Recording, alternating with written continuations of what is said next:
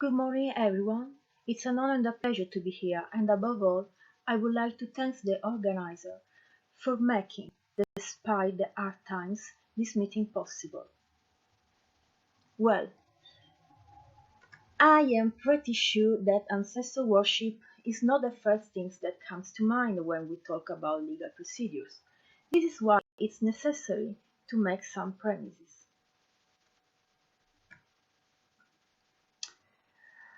Although the existence of an Egyptian ancestor worship has for a long time been denied, currently it is recognized as one of the foremost traits of ancient Egyptian religion. On the other hand, even among Egyptologists, ancestor worship is too often identified with house cults, the site of their Medina, and therefore the kingdom. Instead, it must be underlined that, for example, the letters to the dead show that it was an important belief already during the Old Kingdom. In addition, it wasn't just about house cults. Several liturgies concerning both mortuary and funerary rituals can be better understood if reinterpreted in light of unarticulated ancestor worship. The second premise is that a strong connection between funerary ritual, ancestor worship, and the rules regulating inheritance are attested in an impressive number of cultural contexts. The literature on the subject is endless, and it regards several geographical areas: China, Japan, India, Korea. Especially as regards Africa, is quite interesting a monography by Jack Goody, Death, Property and the Ancestor, where the author focuses on West African tradition. In addition, it's important to stress that this aspect plays a main role also within African legal pluralism. Rites of burial and mourning quite often are not only meant for the deceased and his post-mortem existence, but they are above all an official occasion for regulating inheritance. A significant example is the famous burial case of Silvano Melea Otieno in Kenya. The lawsuit sued the widow against the brother of the deceased in order to establish where the corpse should be buried. At the time, this lawsuit had a great media attention, and we have to take into consideration that according to Kenyan customary law, the body of the deceased is like a title deed, and its possession bestows legitimacy when there is a disagreement over an inheritance.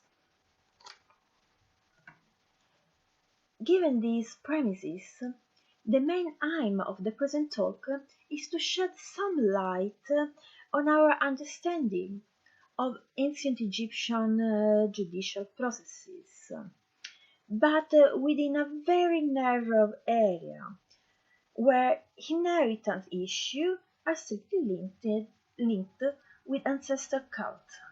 So, it would be more correct to say that the main aim of the present talk is to shed some light on judicial procedures concerning inheritance, their connection with ancestor worship, and their historical development.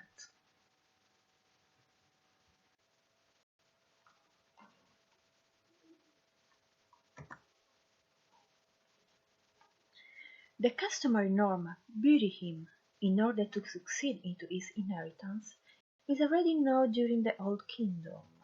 Through Egyptian history, several documents concerning the link between ancestral cults and inheritance can be identified. Among these, Old Kingdom elite tombs, Indeed, several legalistic texts inscribed on tomb walls are well known, and these texts clearly specify that handling both funerary and mortuary rituals entailed ownership rights over the possession of the deceased. Letters to the Dead. The link between ancestor worship and ownership rights over inheritance is one of the recurrent themes of this document. Ramesside textual sources concerning some inheritance litigation are well known, and they are important because they are indeed characterized by the aforementioned customary norms bury him in order to succeed into his inheritance. In light of this data, we have to stop a moment and reflect on the actual meaning of funerary and mortuary ritual. The main aim Their main aim was not just about the post-mortem life of the deceased, but indeed they were performed also to establish the social role of his inheritor.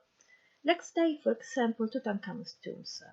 When compared to other New Kingdom's royal tombs, this is not particularly rich in wall decoration, but it is significant that the representation of the opening of the mouth uh, plays a main role.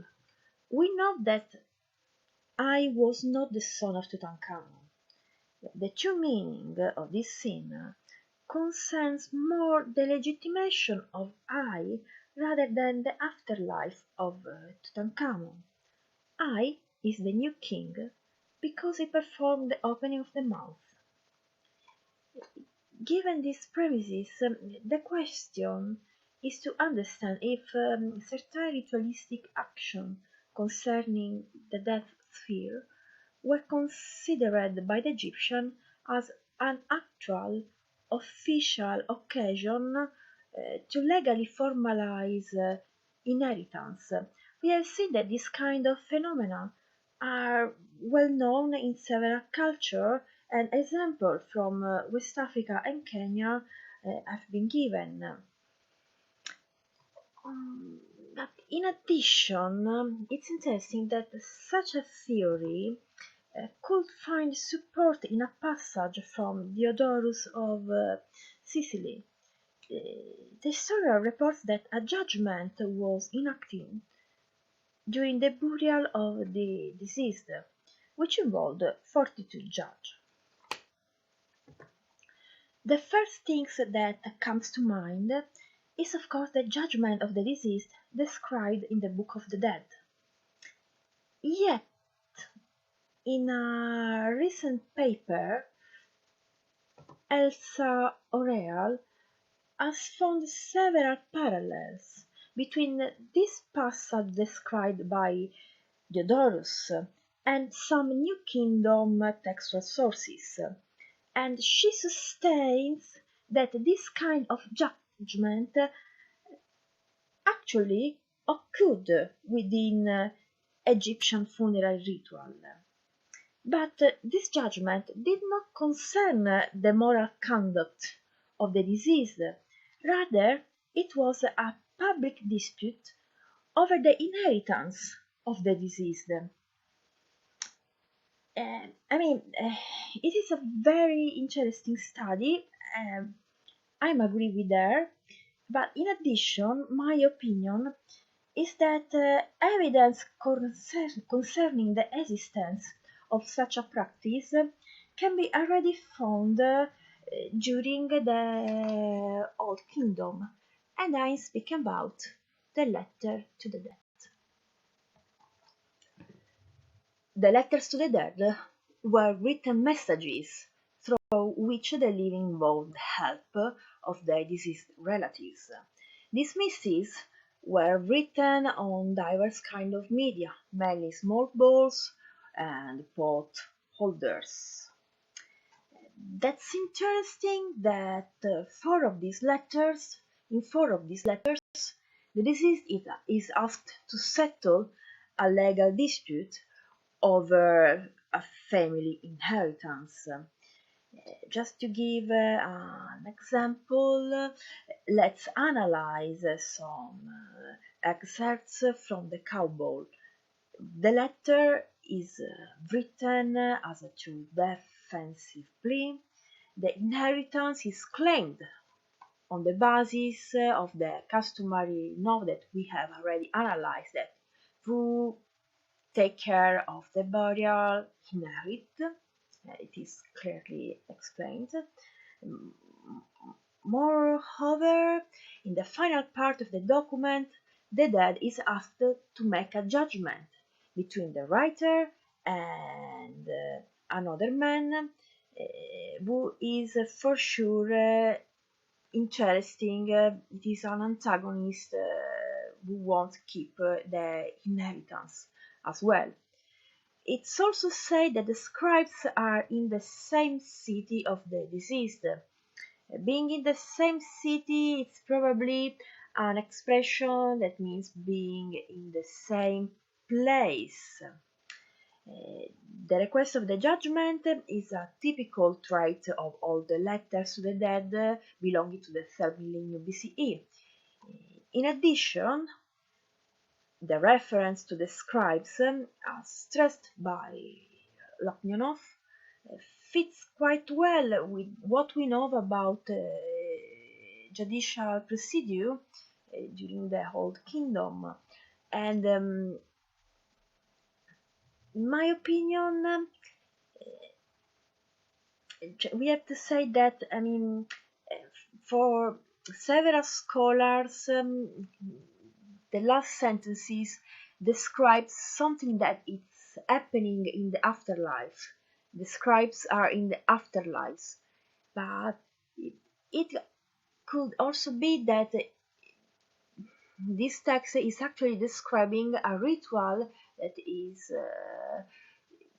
it's performed in the necropolis, and so both the dead and the scribes are in the tombs, and they are making some ritual procedure that at this point is rather similar to the judgment described by Diodorus and identified by Elsa Oreal in New Kingdom textual sources. Now, archaeological evidence shows that the letters to the dead were placed inside tombs or in their surroundings. What was the occasion? What would say the funerals? But we have to take into consideration also the festivals for the dead, because we know that in ancient Egypt there were several kinds of feasts and festivals that were specifically meant for the deceased. Notably, the aforementioned cow bowl was found inside a small pit tomb, and archaeological evidence showed that this tomb was opened and resealed. It could therefore be hypothesized that the tomb was opened after the deceased had been buried in it, just in order to place the letter inside. And this is an interesting element, because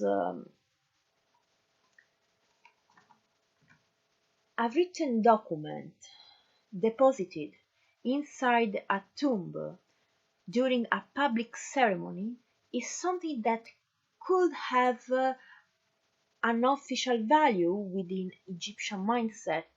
One has also to keep in mind that, especially for the Old Kingdom, one of the main sources that we know to approach Egyptian law are the elite tomb inscription. It can be said, it is said, most of scholars agree that elite tombs must be meant as a tool used to ratify the social status of the deceased.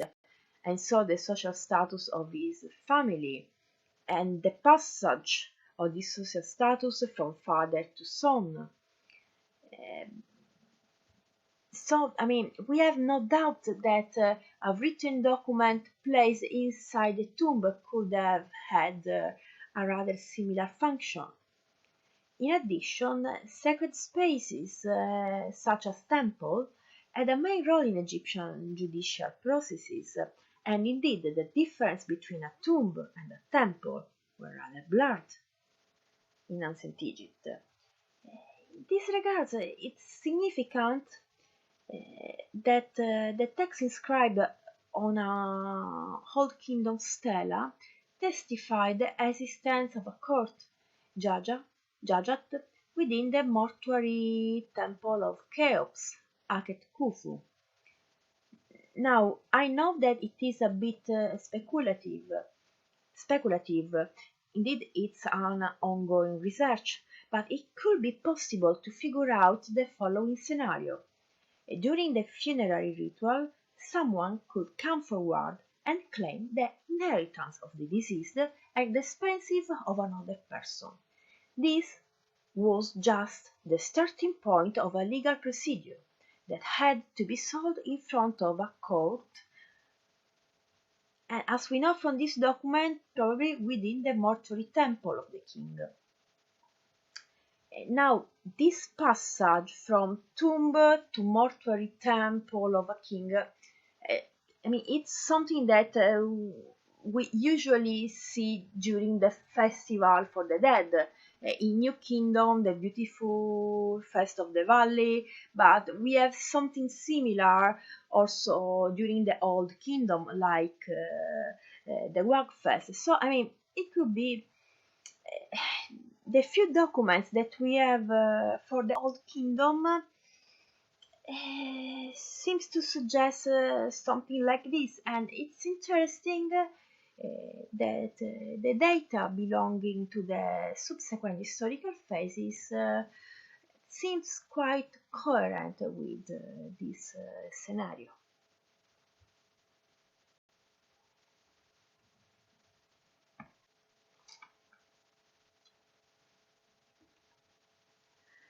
If we carefully analyze the data regarding the chronological spread of the so-called letters to the dead, it's clear that these documents are strongly related to the nomarchal power. Local rulers certainly used ancestor worship for their ideological purposes. The best example is the deification of certain local governors, such as Isi at Edfu or Ekaib at Elephantine. Their mortuary cults were indeed reshaped as great public events, probably on imitation of celebrations performed within royal mortuary complexes during the Old Kingdom. Especially in the case of Ekaib, it has been pointed out that this mortuary cult was structured in the form of periodical festivals, which included public processions to his chapel. And remarkably, this shrine was certainly restored during the first intermediate period to host a larger number of participants. The spread of the letters to the dead during the first intermediate period thus could testify the role played by the nomarchs in the juridical sphere after the collapse of the pharaonic power. The final part of the first intermediate period was characterized by violent battles that opposed the rules of Hierakonpolis to the ones of Thebes, ending with the victory of the latter. Given the great importance played by ancestor worship in legitimating various local potentates, it's not surprising that certain necropolises or religious centers, such as Tinis Nagai Deir, suffered the excesses of soldiers. They were partly destroyed.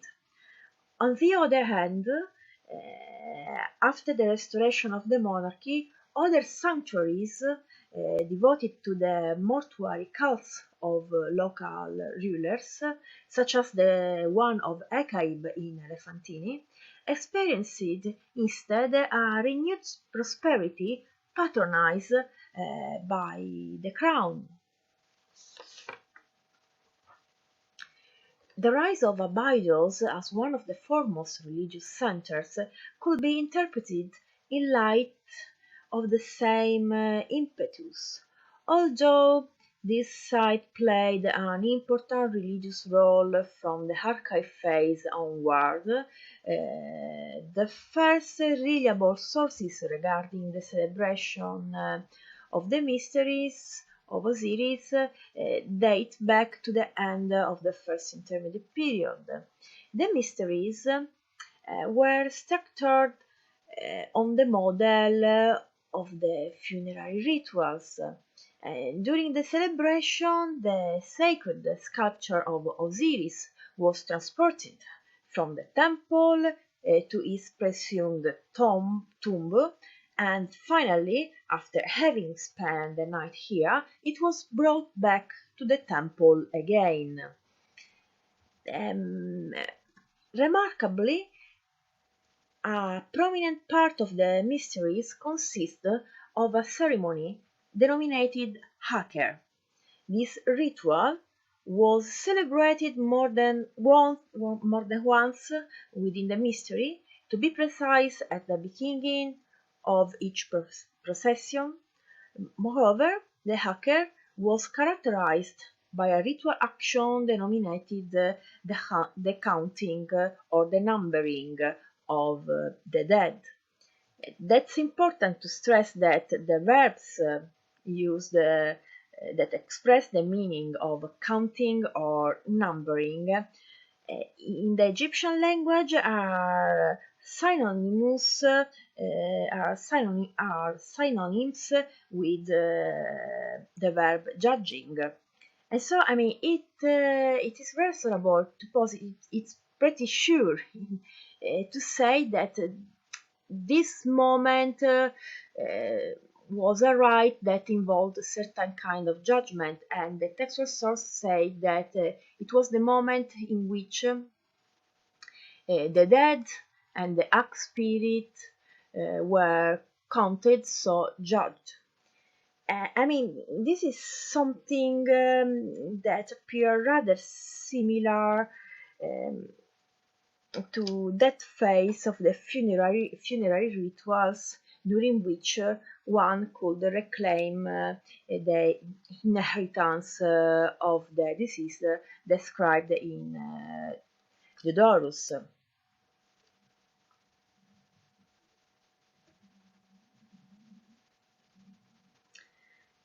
Currently, there is not enough data to prove if some ritual action with legal value actually occurred within the Aker ceremony. We know that there was a moment during which the god would listen the claims of his followers, but indeed it's not enough. However, it is remarkable that within the Akerfest we have all the main ingredients of an Egyptian oracular consultation. There are the processions of the divine effigy of Osiris. It is a festival.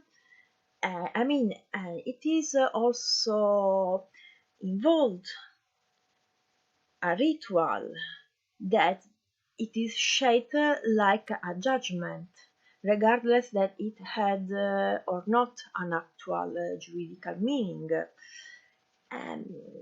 I mean, in this regard, it's very interesting that, I mean, when we speak about oracular practices, the first thing that comes to mind is, of course, Amenhotep the first at their Medina. But as a matter of fact, the first reliable data concerning the rise of the oracles came exactly from Abydos. So, I mean,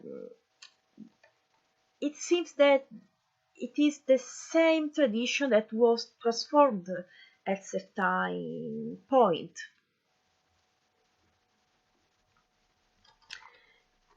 In conclusion, what we can say, funerary and mortuary rituals probably were the occasion during which legal disputes over inheritance were settled.